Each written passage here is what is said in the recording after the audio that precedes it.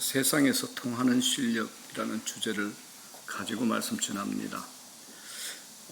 본문의 배경이 되는 성경의 중요한 변화산 사건이 있습니다. 오늘 본문의 배경이 되죠. 예수님이 제자들 12명 가운데 베드로, 야고보, 요한 이 세 명을 특별히 선별하시고 함께 산에 올라갑니다. 아마 12명 중에 3명을 핵심 리더로 훈련하려는 것으로 보입니다. 실제로 이제 사도행전으로 넘어가게 되면 이 세 사람이 예루살렘 교회의 핵심적인 리더가 됩니다. 자, 이 변화산에서 어떤 일이 벌어집니까? 예수님이 입고 있었던 옷이 광채가 났습니다. 예수님의 모습에도 변형이 일어납니다. 얼굴이 해같이 빛이 났다라고 얘기합니다. 이걸 우리는 변화산 사건이라고 말합니다. 인간의 모습을 가진 예수님의 얼굴이 일시적으로 가려지고 신성의 영광의 얼굴이 드러났다라고 볼 수 있습니다. 하나님 아들로서의 본질이 얼굴의 광채로 드러났습니다. 또 하나 여기에도 이제 경이로운 사건이 더 있습니다. 그곳에 구약의 엘리야, 구약의 모세가 나타난 겁니다. 엘리야와 모세는 구약의 상징적인 인물로서 이스라엘의 최고 거장입니다. 모세는 시내산이 떠오르죠. 엘리야는 갈멜산이 떠오릅니다. 그런데 변화산에서 예수님이 계신 그곳에서 하나님의 영광을 함께 목격하게 된 사람들입니다. 자, 모세는 율법을 받은 자, 엘리야는 위대한 선지자입니다. 이 두 사람과의 예수님과의 만남은 가슴 뛰게 하는 장면이 됩니다. 신구약의 만남이라 할 수 있죠. 자, 이 광경을 목격했던 야고보는 후에 예수님의 제자 중에 최초의 순교자가 됩니다. 베드로도 순교하죠. 요한은 마지막까지 주님 곁을 지키고 밤모섬에서 마지막 때의 환상을 받는 제자가 됩니다. 그게 신약 성경의 마지막 요한계시록이 됩니다.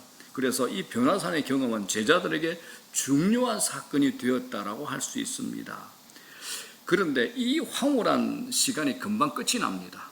산 아래로 내려왔더니 산 위와 산 아래의 온도차가 굉장히 큽니다. 산 위는 영광의 빛으로 가득 찼지만 산 아래는 어둡고 음산합니다. 이 온도차를 어떻게 극복할 것인가? 이게 이제 우리의 과제가 됩니다. 우리가 살아가는 현장이 어디냐? 산 위가 아닙니다. 산 아래의 냉혹한 현실입니다. 우리는 여기에 살아갑니다. 주일 예배 오늘 마치고 또 내일 월요일 아침을 마주한 세상, 우리 그리스도인들이 그 속에서 어떻게 살아가야 할까? 오늘 본문에 비유하자면 산 아래의 세상입니다. 자, 산 아래에서 어떤 일이 벌어지고 있는가? 귀신들의 놀이터가 되어버린 거예요. 자, 산 아래에 내려왔더니 사건이 벌어져 있습니다. 어떤 아버지에게 귀한 외동 아들이 있었는가 봐요. 너무 귀한 아들인데 귀신에 사로잡혀 있어 말조차 하지 못하는 상태였습니다. 이게 전부가 아닙니다. 더러운 귀신 때문에 막 괴롭게 부르짖고 경련이 일어나서 거꾸러지고 거품도 흘리고 이를 갈고 있는 겁니다. 이 상황을 성경은 이렇게 설명합니다. 15절 시작. 그가 간절로 심히 고생하여 자주 불에도 넘어지며 물에도 넘어지는지라. 이게 귀신 때문에 이런 겁니다. 자, 마가복음에서, 오늘은 마태복음인데 이 동일한 사건을 마가복음에서는 또 저자가 이렇게 더 상세히 설명합니다. 마가복음 9장 18절 시작. 귀신이 어디서든지 그를 잡으면 거꾸러져 거품을 흘리며 이를 갈며 그리고 파래해지는지라. 사랑하는 외동 아들이 이래 됐어요. 이 아버지가 얼마나 답답했겠습니까? 예수님 만나서 이렇게 말합니다. 주님, 귀신이 우리 아이를 이렇게 괴롭힙니다. 그런데 당신의 제자들에게 이 아이를 맡겼더니 아무런 효력이 없었습니다. 어쩌면 좋을까요? 이야기입니다. 자, 16절 볼까요? 시작. 내가 주의 제자들에게 데리고 왔으나 능히 고치지 못하더이다. 이게 오늘 사건의 줄거리가 됩니다. 여기에서 이제 두 가지 장면을 우리가 볼 수 있죠. 한쪽에 귀신 들린 아이의 모습, 또 다른 쪽에는 그 아이를 두고 전혀 능력을 발휘하지 못하는 제자들의 무기력한 모습, 이 두 장면을 볼 수 있는 겁니다. 자, 사랑하는 여러분, 우리가 마귀의 존재를 완전히 설명하기는 어렵습니다. 그러나 마귀가 일으키는 현상은 뚜렷합니다. 귀신 들렸다는 게 뭡니까? 귀신의 지배를 받는 겁니다. 귀신이 뭘 합니까? 그 사람의 자율권을 박탈해버립니다. 자율권. 스스로의 자율적 기능이 없어지는 겁니다. 마귀가 붙들어 조종하기 때문이죠. 인간에게 하나님이 주신 최고의 선물이 뭡니까? 자유의지. 이 자유의지를 귀신이 빼앗아가 버린 겁니다. 자기의 의사와 상관없는 행동을 하게 됩니다. 위험한 순간에도 빠지게 만들어 버립니다. 그런데 이 귀신이 연령을 가리지 않습니다. 제가 제자 훈련을 했던 한 자매입니다. 이렇게 이건 제가 이름은 밝힐 수 없고 이제 신내림에 가까이 갔던 이제 자매가 있는데, 그 자매는 눈에 보인대요. 아이들이 지나가게 되면 저 아이는 곧 신내림에 가까이 있는 아이라는 게 이제 눈에 보인답니다. 어마무시한 얘기죠, 여러분들. 이 귀신이 연령을 가리지 않습니다. 본문의 아이도 순수하고 맑고 깨끗하게 자라야 되는데 어릴 때부터 귀신에 사로잡혀서 귀신의 장난감이 된 거죠. 주변을 보면 이제 귀신 들린 사람들이 들어 있습니다. 원래 우리 사람은 하나님의 형상을 따라 지음을 받아 하나님 보시기에 아름다웠습니다. 그런데 사탄이 인간을 유혹해서 죄를 짓게 만들어 하나님의 형상을 깨뜨려 버리죠. 사탄이 많은 존재입니까? 귀신이 많은 존재입니까? 파괴하고 죽이는 영입니다. 사탄이 지배하는 곳은 일단 어둡습니다. 엄습하죠. 이 아이의 아버지가 그래서 예수님에게 이 제자들의 무능함을 고발한 거죠. 아버지는 기대를 걸고 예수님의 제자들에게 자기 아이를 데리고 왔습니다. 자, 예수님과 함께 변화산에 오르지 않은 제자들이 9명이죠. 왜냐하면 베드로, 야고보, 요한은 같이 갔으니까 산 아래에는 나머지 이제 9명이 있었습니다. 이 나머지 9명의 제자들은 아마 서로 먼저 귀신을 쫓아내고자 시도를 했을 겁니다. 이 마음 있잖아요. 나도 한 건 해보자. 우리 선생님이 저 산에 계시는데 나는 그동안 밑에서 한 건 해야지. 칭찬 좀 받자. 하고 싶었는데 역부족이었습니다. 이제 별 수단과 방법을 다 했겠죠. 꿈쩍도 하지 않는 겁니다. 바로 그때 예수님이 이제 산에서 내려오셨습니다. 제자들은 예수님 앞에서 고개를 들 수 없었을 겁니다. 귀신 들려서 고통하는 아이의 모습, 그 앞에서 또 누가 있습니까? 고개를 숙이고 민망해 있는 제자들의 모습은 한마디로 멋진 장면이 될 겁니다. 한쪽은 절망적인 모습이죠. 자, 이 무기력한 제자, 세상 속에서 조롱감입니다.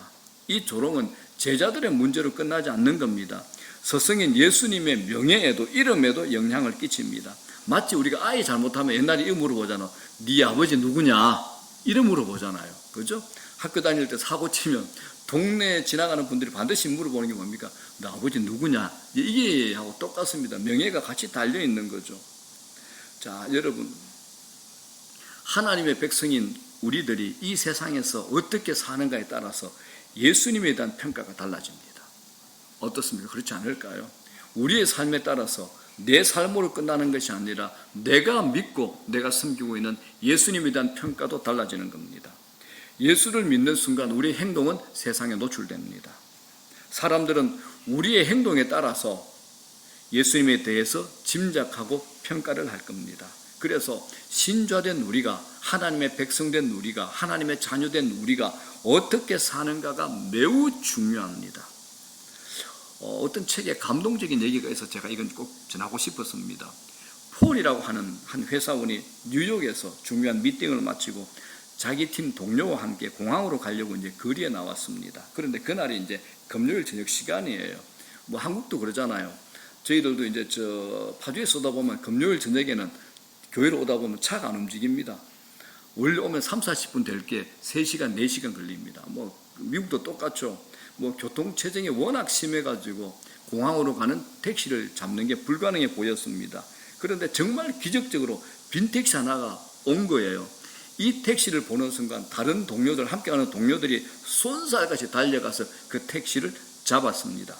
그런데 이제 문제가 발생했습니다. 너무 빨리 달려가는 바람에 길가에서 장사하고 있는 노점상의 야채, 과일 박스를 차버리게 됐고 과일과 야채가 바닥에 다 흘러버린 겁니다. 그런데 일행 모두가 너무 급했던 때라 개의치 않고 다 택시를 다 타버린 거예요. 그런데 이 폴이라는 사람이 택시를 타지 않고 그 순간에 그 자리에 멈췄었습니다. 택시를 탄 동료들이 소리를 치죠. 빨리 타라고, 빨리 타라고. 이 택시 타지 않으면 비행기 놓친다고. 그럼에도 폴은 자신을 놔두고 먼저 가라고 일행을 떠나보냅니다. 그리고 노점상 할머니에게 다가갔더니 그 할머니가 울고 있었습니다. 자세히 가서 봤더니 그 할머니는 앞을 보지 못하는 시각장애인이었습니다. 앞을 보지 못하는 할머니가 어떻게 그 과일과 야채를 주워 담을 수 있겠습니까? 그래서 앉아서 울고 계신 할머니를 이 폴이 위로하면서 땅바닥에 떨어진 야채와 과일을 하나씩 줍기 시작합니다. 이때도 폴 곁에 수많은 사람들이 지나가지만 다들 자기 갈 길이 바쁜지 아무도 노점상 시각장애인 할머니의 울음과 이 폴의 행동에 관심을 갖지 않는 겁니다. 폴이 야채와 과일을 다 정돈한 후에 지갑을 열어서 할머니의 손에 쥐어줍니다. 돈을 할머니 손에 쥐어주죠. 그리고 이렇게 말합니다. 할머니, 이 돈이면 손해보신 것 충분히 해결이 될 것 같습니다. 그랬더니 이 할머니가 이런 말을 했습니다. Are you Jesus? Are you Jesus? 혹시 예수님 아닌가요? 이 말을 듣고 이 폴이 얼마나 당황했겠습니까? 나는 절대 예수가 아닙니다 라고 대답합니다. 그때 시각장애인 할머니가 아니라면서 이런 말을 하는 겁니다. 조금 전 노점 가판대가 넘어지고 과일과 야채가 땅에 떨어질 때 제가 도움을 요청할 분은 예수님 한 분밖에 없었습니다. 그래서 저는 예수님께 이렇게 기도했습니다. Jesus, please come help me. 발음이 좋지 않더라도 이해하십시오. 예수님, 나에게 오셔서 제발 나를 도와주십시오. 예수님. 그랬는데 기도의 응답처럼 당신이 내게 와서 나를 도와주었으니까 You must be Jesus. 당신은 예수님이 틀림없습니다. 당신은 예수님이 틀림없습니다. 그런 거예요. 그날 밤 이 폴이 비행기를 놓치는 바람에 집에 돌아가지 못하고 하룻밤을 뉴욕 호텔에서 더묵게 됩니다. 한밤중에 자신에게 이런 질문을 던졌다고 합니다. 누군가가 당신을 예수님 같다고 착각하게 했을 때가 언젠가? 누군가가 나를 예수님 같다고 착각하게 했을 때가 언젠가? 문장이 길므로 영어는 생략합니다. 자, 이 시간 우리가 가슴에 손을 얹고 나 자신에게 물어봅시다. 나는 정말 작은 예수가 맞는가라? 나는 정말 작은 예수가 맞는가? 누군가가 나를 예수님 같다라고 착각하게 했을 때가 언제인가? 누군가가 나를 예수님 같다고 착각하게 할 때가 언젠가라는 겁니다. 자, 사랑하는 여러분, 세상 사람들은 신자들을 은근히 떠봅니다. 저 사람이 진짜 신자인지 가짜인지, 입만 살아있는 신자인지, 영적 실력, 영권을 가진 신자인지 세상 사람들은 알고 싶어 합니다. 영적 실력, 영권은 교회 안에서만 통하는 거 아닙니다. 세상에서도 통합니다. 영권이 있으면 사람들이 함부로 못합니다. 그리고 자신의 문제가 있으면 때로는 자기가 교회를 다니지 않아도, 하나님 믿지 않아도 기도해달라고 기도를 부탁하기도 합니다. 우리가 사는 세상 매일이 전쟁터죠. 마귀에게 시달리는 영혼이 한둘이 아닙니다. 누군가가 도와줘야 되는데, 여러분, 약한 자가 강자를 끌어낼 수는 없잖아요. 그죠? 약한 자가 강자를 끌어낼 수 없습니다. 도우려고 하면 능력이 있어야 돼요. 영적 번세가 있어야 돼. 그렇지 않습니까? 영적 실력, 영적 능력이 있어야 된다는 겁니다. 우리가 교회 안에서 훈련받습니다. 훈련받고 영적으로 무장하는 이유가 무엇입니까? 우리 삶의 근거지가 세상이라는 겁니다. 영적으로 무장한 영적 에너지를 교회 안에서 사용하는 것이 아니라 바깥 외부에서, 세상에서 사용해야 된다는 겁니다. 어느 목사님이, 이거 좀 오래된 이야기입니다. 교회를 개척해서 이제 막 부흥이 되기 시작할 때 어떤 가정에 이제 귀신 들린 사람이 있어 그 집에 이제 신방을 가리고 이제 신방 대원들은 이제 구성을 하면서 다 오래 했답니다. 이제 모든 교인들, 이제 개척 교회니까 얼마 안 됐죠. 모든 교인들이 함께 가기로 했는데 신방 하는 날 보니까 뭐 이 사람 빠지고 저 사람 빠지고 다 빠지더랍니다. 알고 보니 이제 귀신이 가장 믿음 약한 사람을 알아보고 공격한다는 이 얘기를 듣게 된 거예요. 그래서 신방 갔다가 뺨이라도 맞게 되면 믿음 약한 게 들통 날까 봐가 두려워서 발뺌을 했다. 이런 얘기를 저희들이 듣곤 합니다. 여러분, 능력이 없으면 신자됨의 권위가 안 씁니다. 능력이 없으면 신자됨의 권위가 안 씁니다. 성경에 나오죠. 하나님 나라는 말에 있는 것이 아니라 어디에 있다고요? 능력이 있다고 얘기합니다. 왜 귀신 들린 아이의 아버지가 제자들에게 왔을까요? 당시에 서기관들, 율법사들 얼마나 말 잘했습니까? 그들이 말밖에 없다는 걸 알았거든요. 그래서 다른 제자들에게 뭔가 기대를 했던 겁니다. 그런데 제자들 역시 능력이 나타나지 않았던 겁니다. 중요한 게 뭐냐? 영적인 능력, 영적인 실력, 영적인 권세입니다. 얼마나 내가 교회를 다녔는가? 중요합니다. 그런데 그보다 좀 더 나가셔야 됩니다. 좀 더 나가셔야 됩니다. 영적 영권, 영적 실력, 영적 능력으로 말해야 됩니다. 초신자 때는 괜찮습니다. 그러나 세월이 흐르면서 연수가 쌓이면 달라지셔야 됩니다. 내가 믿음의 실력이 있는지 없는지 내 삶의 현장에서 사건 앞에 한번 서 보셔야 된다는 겁니다. 자, 18절 보십시오. 이런 말씀이 있죠. 다 같이 시작. 이에 예수께서 꾸짖으시니 귀신이 나가고 아이가 그때부터 나으니라. 예수님은 그 자리에서 귀신을 내쫓으십니다. 왜냐하면 예수님이 세상에 오신 목적 중에 하나를 이루신 거죠. 우리가 왜 예수 믿습니까? 요한일서 3장 8절 보십시오. 시작. 하나님의 아들이 나타나신 것은 마귀의 일을 멸하려 함이라. 우리가 이런 분 모시고 있잖아요. 이분을 우리가 모시고 있잖아요. 그죠? 이분을 믿고 있습니다. 이분이 우리 안에 계십니다. 그러니까 겁먹을 필요 없습니다. 실력을 발휘하시면 됩니다. 예수님이 귀신 쫓아내는 것 보고 제자들이 의문이 생기죠. 19절 뭐라 그럽니까? 제자들 시작. 이때 제자들이 조용히 예수께 나와 이르되 우리는 어찌하여 쫓아내지 못하였나이까? 앞에 조용히가 중요합니다. 그죠? 창피하니까, 민망하니까 고개 숙이고 조용히 이제 예수님께 가서 살며시 물어보는 겁니다. 왜 우리는 귀신을 쫓아내지 못하나요? 물어봅니다. 자신들의 실상을 확인하게 된 거죠. 그런데 사실 이전에 주님은 제자들에게 귀신 내어 쫓는 능력을 주셨습니다. 이 앞에 한번 볼게요. 마가복음 3장. 처음에 예수님께서 제자들 뽑고 이제 이런 능력 주셨습니다. 시작. 이에 12를 세우셨으니 이는 자기와 함께 있게 하시고 또 보내사 전도도 하며 귀신을 내쫓는 권능도 가지게 하려 하심이라. 아멘. 여러분 예수 믿으시죠? 아멘. 믿으시죠? 아멘. 여러분들 귀신 이길 수 있을까요? 없을까요? 결정적인 순간에 자신이 없으시네. 이럴 때는 무조건 아멘 하시는 겁니다. 여러분 다 쫓아낼 수 있습니다. 두려워하지 마십시오. 겁먹으면 마귀가 압니다. 제가 겁먹고 있네? 압니다. 도로 우리에게 달려듭니다. 담대히 믿음으로 예수님만 바라보고 선포하면 귀신은 벌벌 떨게 되어 있습니다. 우리가 도망갑니까? 귀신이 도망가야죠. 어떤 엄산한 집에 또 어떤 힘든 집에 귀신이 불편해야 되죠. 우리가 불편하면 안 되죠. 사람들이 괜히 불안해합니다. 목사님 무서워서 못 가겠어요. 아니 예수 믿는 우리가 왜 불편해요? 우리가 가면 귀신이 불편해야 되지. 그렇지 않은가요? 그렇죠. 그렇죠. 우리가 가면 귀신이 불편해야지 왜 우리가 불편해야 돼? 근데 먼저 우리가 겁먹고 불편해하는 겁니다. 여러분 바로 아셔야 됩니다. 요한일서 3장 8절에 하나님의 아들이 나타나신 것은 마귀의 일을 멸하려 하심이라. 자, 그런데 제자들에게 왜 지금 능력이 일어나지 않습니까? 왜 그럴까요? 이게 이제 우리의 문제죠. 믿음의 문제입니다. 첫 번째 생각할 것.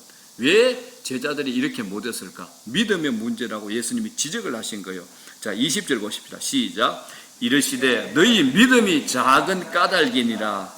믿음이 없으니까 능력도 없는 상태가 되는 겁니다. 자, 사도행전에서 만나는 베드로의 모습 한번 볼까요? 베드로가 기도 시간에 성전에 오르다가 성전 미문에 앉아있는 날때부터 일어서지 못하는 사람을 일으키죠. 사도행전 3장 6절 믿음으로 선포합니다. 다 같이 시작. 베드로가 이르되 은과 금은 내게 없거니와 내게 있는 것을 네게 주노니 나사렛 예수 그리스도의 이름으로 일어나 걸으라 하고 아멘. 어떻게 이런 일이 일어났을까요? 지금도 이 구절을 선포하면 기적이 일어날까요? 여기에서 매우 중요한 것이 앞에 단서입니다. 은과 금은 내게 없거니와 이게 중요합니다. 왜 은과 금이 없어야 된다는 이 전제가 중요할까요? 우리가 기도하면서 은과 금의 힘을 믿으면 예수 이름의 권세를 전적으로 의지하지 않게 된다는 겁니다. 우리에게 은과 금을 자꾸 의지하고 은과 금이 넘쳐나면 기도하면서 예수님 이름 의지하는 게 아니라 뭘 의지할까요? 고칠 수 있는 병원과 의사부터 떠올립니다. 그러면 그 이름이 능력이 안 되고 역사가 안 되는 겁니다. 겸손히 예수님만 의지하지 않게 되는 겁니다. 우리는 믿을 구석이 조금이라도 있으면 믿음과 기도의 무게, 영적인 태도가 확연히 달라지는 겁니다. 예수 그리스도의 이름입니다. 예수 그리스도의 이름입니다. 예수 이름을 선포하는 것이 믿음의 행위입니다. 믿음으로 선포하지 않으면 허공을 가르는 공허한 소리하고 똑같습니다. 한국교회 초기에 유명한 깡패 목사, 누굴까요 이분이? 깡패 목사, 김익두 목사입니다. 이분이 청년 시절 얼마나 악하고 사람들 괴롭히고 이쪽으로 유명했던지 시장 상인들이 아침마다 물을 떠놓고 빈답니다. 오늘은 제발 김익두 만나게 하지 말아달라고. 그런 사람이 굉장히 많았답니다. 이 정도로 많은 사람에게 고통과 불안을 주었던 분이 바로 이 김익두입니다. 그러나 이 깡패 청년 김익두가 예수를 믿고 일제강점기에 한국교회의 대표적인 부흥사가 됩니다. 당시의 기독 신보를 보게 되면 기도하는 이분을 통해서 수백 명의 병인이 나았다라고 합니다. 당시에 이제 기독 신보 아닌 동아일보, 대중매체, 그때가 이제 동아일보가 막 시작했을 때 동아일보에 이런 기사가 났습니다. 성동교회, 지금 종로에 가면 있거든요. 저도 거기를 한 2년 정도 다녔는데, 청년회 때 성동교회에서 지난 11일부터 25일까지 부흥목사 김익두를 초청해서 부흥회를 했는데 성령의 큰 역사, 이적이 나타났다. 병든 자가 나았으며 조막손을 가진 자가 손을 폈으며 나면서 안전뱅이가 일어섰으며 그리고 심상치 않은 병자가 나은 자가 남녀 수십 명이었다라고 동아일보에 났습니다. 동아일보에. 그리고 이제 1920년 5월에 개최된 부흥회, 부산 부흥회 건도 동아일보에 나오는데 이런 내용입니다. 이 구체적입니다. 김익두 목사의 안수 기도로 안전뱅이가 걷게 되었는데 그 병 고침을 받은 자는 부산진 좌천동 446번지에 사는 김나근 씨의 아들 두수 8세이다. 이렇게까지 지명을 했습니다. 동아일보에서.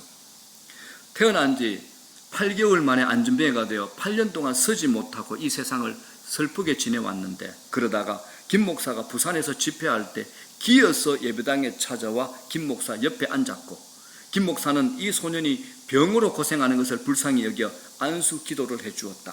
그러자 그 소년은 즉시 일어나서 걷게 되었는데 그 기쁨은 말로 다할 수 없었고 오늘도 여전히 걸어 다니는 것을 보는 사람마다 김 목사를 칭송하여 신도가 많아졌다. 동아일보에 나는 기사, 이걸 총신대 실천신학 교수가 논문 기재한 겁니다. 또 김 목사는, 우리 김익두 목사님은 밀양전 교회에서 18세 된 여자 벙어리도 고칩니다. 각 지방에서 병 고친 수가 많으니 22명은 전부 완전히 낫게 되었고 18명은 반을 낫게 하였다라고 동아일보 기사문에도 또 났습니다. 이 광경을 지켜본 캐나다 출신의 게일이라는 선교사가 이렇게 평가합니다. 김익두 목사는 자신은 병을 고칠 수 없다라고 고백하고 병 고침을 장담하지 않았다. 그가 고백하는 것은 병자들이 깨끗한 마음으로 강력한 믿음을 가지면 하나님께서 응답하실 것이고 많은 병자들이 고침을 받을 수 있을 것이다 라고 말했다. 이런 얘기를 합니다. 그리고 미국 북장로 출신의 로저 선교사는 김익두 목사의 고백을 이렇게 전합니다. 그는 기도하는 병자에게 자신은 아무것도 할 수 없으며 뭔가가 일어난다면 그건 예수의 이름 안에서 역사하시는 하나님의 능력이다. 이렇게 고백했다는 겁니다. 그래서 당시에 여러 자료들이 있습니다. 굉장히 많은데 김익두 목사의 치유 사역을 위해 한 일은 예수의 이름 안에서 역사하는 하나님의 능력을 믿고 선포하는 기도였다라고 이 자료들은 우리에게 얘기하고 있습니다. 우리가 금요 기도회 때 두 번 저희들이 기도회 하는데 첫 번째 기도회는 저하고 우리 문 목사 같이 여러분 안수 기도하잖아요. 또 두 번째 할 때는 우리 모두가 자신의 아픈 몸에 손을 얹고 기도를 합니다. 어떻게 기도합니까? 예수 그리스도 이름으로. 예수 그리스도의 이름으로 우리가 믿음으로 선포하고 기도하는 겁니다. 그래서 신자는 언제 승리할 수 있는가? 예수 그리스도의 이름을 의지할 때입니다. 우리 안에 있는 탐욕의 때를 벗겨내고 담백하게 예수 이름 선포할 때입니다. 예수 이름 여러분 이용하려고 하시면 안 됩니다. 예수 이름을 이용하려고 하시면 안 됩니다. 예수 이름을 선포할 만한 믿음을 가지셔야 됩니다. 믿음의 태도를 가지시라는 겁니다. 사랑하는 여러분, 그러므로 예수 이름 의지하십시오. 예수 이름 자랑하고 그분의 이름만 높이시기를 바랍니다. 목소리 크게 내지 않아도 됩니다. 예수 이름의 권세가 나타나면 역사가 일어나더라는 겁니다. 자, 그런데 이 제자들의 믿음이 왜 이렇게 떨어졌을까요? 이걸 마가복음에서는 아주 중요한 반응으로 이렇게 우리에게 지적을 합니다. 자, 마가복음 9장 29절 시작. 이르시되 기도 외에 다른 것으로는 이런 종류가 나갈 수 없느니라 하시니라. 그렇죠. 주님은 제자들에게 능력을 얻는 비결을 알려주십니다. 능력을 얻는 비밀이 뭡니까?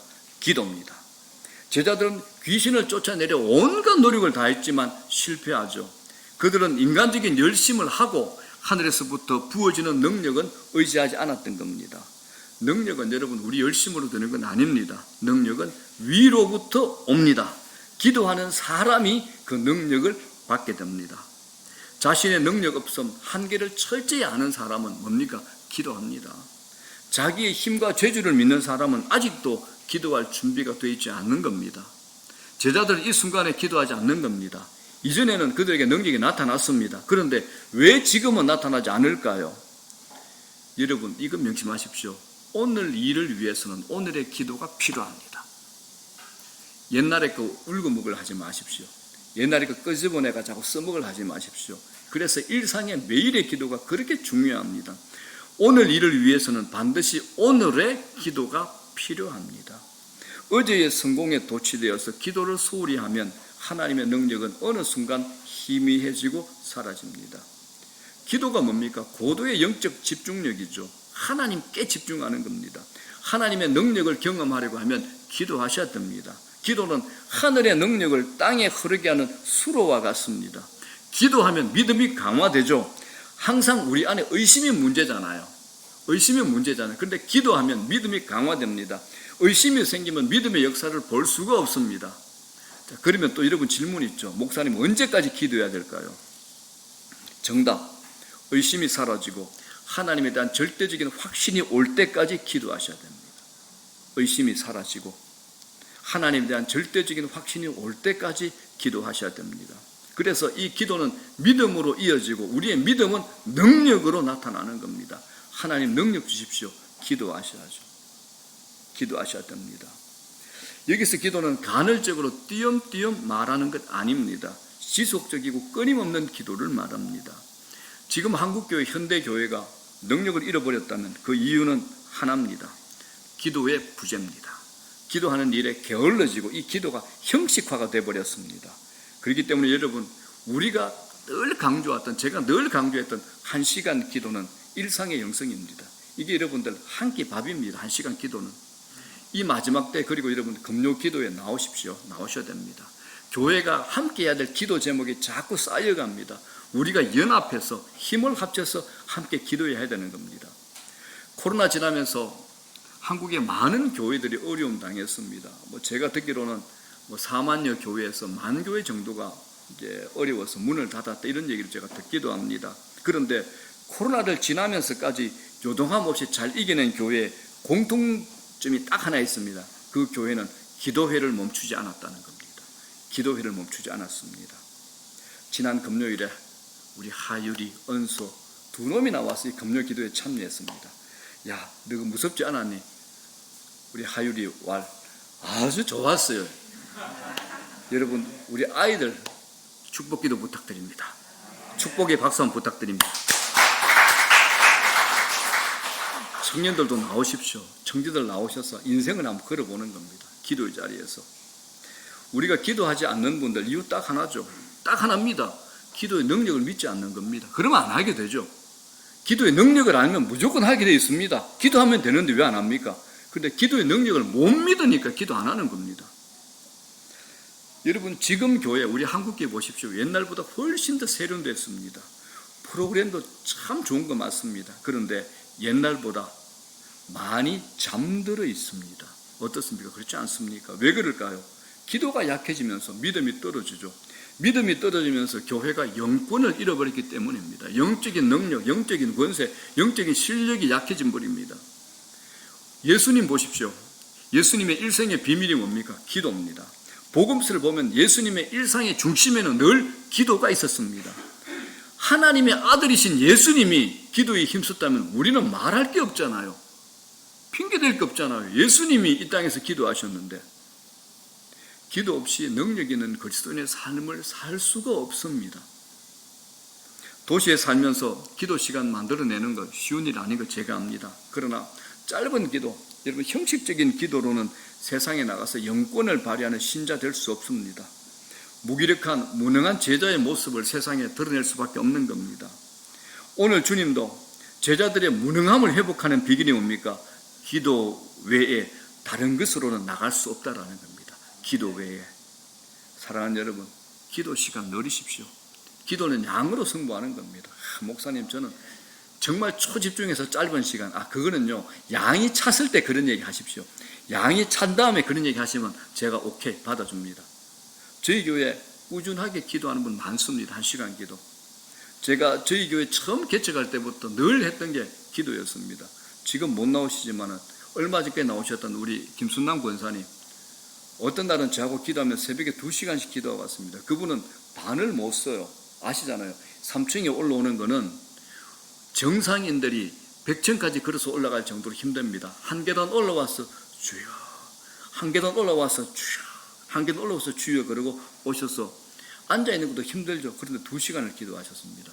그런데 여자 집사님이 2시간 기도하는데 목사가 또 못할 수는 없잖아요.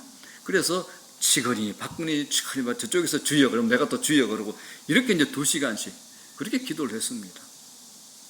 여러분, 기도에 집중하다 보면 나도 모르게 능력이 나타납니다. 기도해 보십시오. 나도 모르게 능력이 나타납니다. 나도 모르게 영성이 깊어지고 내 문제뿐만 아니라 다른 사람의 문제도 알아차리고 다른 사람의 문제에 가까이 갈 수 있는 담력과 담대함이 내게 생깁니다. 두렵지 않은 겁니다. 누군가를 내가 기도 위해서 기도해 주는데 능력이 막 나타납니다. 응답에 대한 확신이 일어나죠. 나중에는 담대한 선포를 합니다. 기도하는 사람 선포합니다. 넌 하게 될 거야. 걱정하지 마. 누구든지 안아주는 겁니다. 여러분, 그렇기 때문에 이 마지막 때, 말세잖아요. 이 마지막 때에 신자가 능력이 없으면 세상에 설 자리 없습니다. 주변인이 되는 겁니다. 세상도 아니고 신자도 아니야. 여기도 못 가, 저기도 막 못 가. 설 자리 없습니다. 이 마지막 때에 여러분들 반드시 신자는 능력이 있어야 됩니다. 영적인 권세, 영적인 능력, 영적인 실력을 갖춰야 됩니다. 그렇지 않으면 이제 교회에 못 어울리면 어떻게 됩니까? 세상 속에 들어가서 세상 사람과 똑같이 살아야죠. 그러면 이제 거기 가면 뭡니까? 공공연하게 무시도 당합니다. 너 교회 다닌다면서 무시당합니다. 무시당할 때 여러분들 미안합니다. 교회 와서 울고 불구하십시오. 엉엉 울면서 하나님 내게도 권세 주십시오. 내게도 영적 권세 주십시오. 내게도 영적 능력 주십시오라고 기도하셔야 됩니다. 그래서 기도가 신자의 사는 길이 되는 겁니다. 해도 되는 거 안 해도 되는 건 아닙니다. 여러분, 죽도록 하셔야 됩니다. 기도는. 기도를 통해서만 능력이 나타나기 때문입니다. 자, 그렇다면 우리에게 주어진 사명은 무엇일까요? 귀신에게 사로잡혀가는 사람들 자유케 하는 것, 우리의 사명입니다. 그들 자유케 하는 것. 세상 속에 악한 영에 시달리며 붙잡히며 살아가는 사람 얼마나 많습니까? 많습니다, 여러분들. 정상적인 삶을 살고 싶어 하는데 살지 못하는 사람 참 많습니다. 종일 더러운 생각만 하고 사는 사람 있잖아요. 하루 종일 더러운 생각만 하는 사람. 말은 하는데 늘 추하고 음란한 말만 하는 사람이 있습니다. 또 속에 분노로 가득 찬 사람들도 있어요. 거짓말 밥 먹듯이 하는 사람, 돈에 미쳐있고 쾌락에 미치는 사람들 주위에 있잖아요. 무언가에 사로잡혀서 자유하지 못하고 노예처럼 살아가고 있는 사람들이 지금 이 시대에 얼마나 많습니까? 그들을 누가 도울 수 있습니까?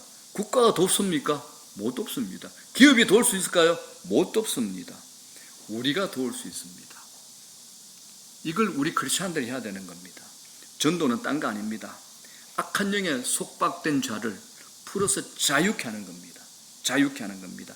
인간다운 삶을 회복하도록 비정상적인 삶을 사는 사람을 정상인으로 만들어 놓는 것, 이게 전도잖아요. 그렇기 때문에 여러분들이 예수 믿고 능력을 가지고 나가서 복음 전하셔야 돼요. 벌벌 떨지 말고 두려워가지고 내가 창피당하면 어떻게 할까, 세상 말로 쪽팔림을 당하면 어떻게 할까 고민하지 마십시오. 여러분이 쪽팔림을 당하면 예수님이 쪽팔림을 당하는 겁니다. 걱정하지 마시고 아버지 이름 믿고 난 합니다 하시는 겁니다. 하시는 겁니다, 여러분들. 오늘 귀신 들린 아버지의 얼마나 간절할까요? 15절 보십시오. 주여 내 아들을 불쌍히 여기소서. 그가 간절로 심히 고생하여 불에도 넘어지며 물에도 넘어지는 자라. 여러분들 자녀가 이러면 어떡하겠습니까? 어떡하시겠습니까? 눈물로 호소하죠. 그때 20절 주님 뭐라 그럽니까? 이르시되 너희 믿음이 작은 까닭이니라. 이 사실을 마가복음에서 더 구체적으로 이렇게 얘기합니다. 마가복음 9장 23절 다 같이 시작.